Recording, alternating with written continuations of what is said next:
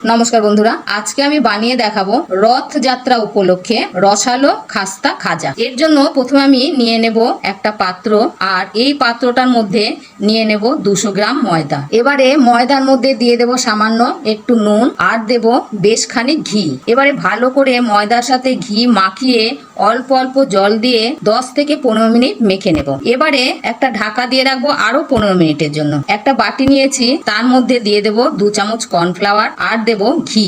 এই ঘি এর সাথে কর্নফ্লাওয়ার দিয়ে একটা গোলা তৈরি করে নেব। এবারে 15 মিনিট পর ময়দার ঢাকা তুলে লেচি কেটে নেব আর কর্নফ্লাওয়ার মাখিয়ে বেলে নেব, ঠিক যেমন ভাবে আমরা আটা দিয়ে রুটি বেলি। এবারে এই রুটির ওপর কর্নফ্লাওয়ার আর ঘি দিয়ে যে গোলাটা তৈরি করেছিলাম সেটা হাত, চামচ বা একটা ব্রাশের সাহায্যে পুরো রুটির গায়ে ভালোভাবে মাখিয়ে নেব। তার উপর আরো একটা রুটি দিয়ে দেব, আবারও রুটির ওপর কর্নফ্লাওয়ার আর ঘিয়ের গোলা দিয়ে দেব।